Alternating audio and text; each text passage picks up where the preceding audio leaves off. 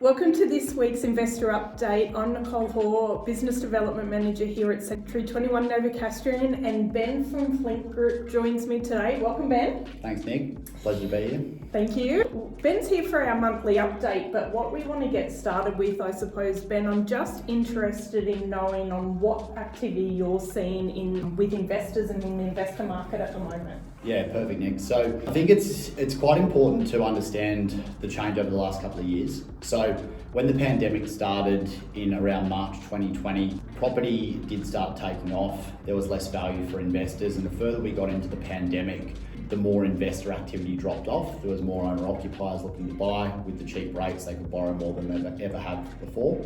So our total level of applications that we did typically sits at 60% owner-occupiers, 40% investors.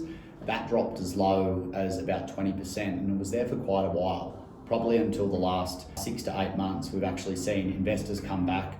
There's a fair few things going on with rent increases, property value increases, and knowing that rates are at their peak at the moment, investors are starting to see value and seeing opportunities for that next wave of capital growth. So investor activity is back to about 40% of our overall applications. Yeah, that's good. Good turnaround. Yes, very good. Now, is it a good time for investors to assess their current situation?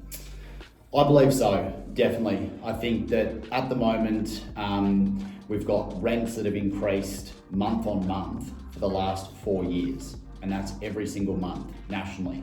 So for investors, that's helping with rental return, helping cover mortgage costs. We do understand that the mortgage costs have gone up significantly, and that will turn around likely at the end of the year, start of next year.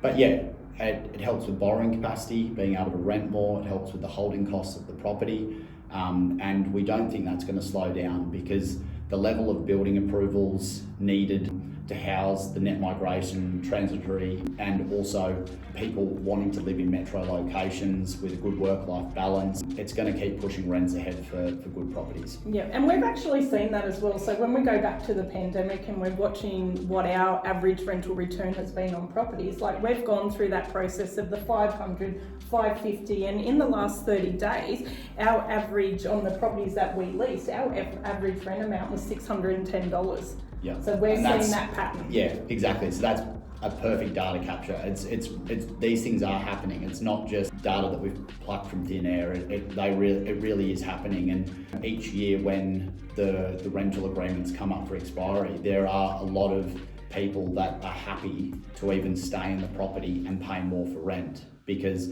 rentals are hard to come by, and for people to assess buying property, for a lot of people, it's still unachievable. Yeah. So from here, for anyone who, it's just as easy as having a chat, right, Ben? It's Yes. Sitting down with you and going through there.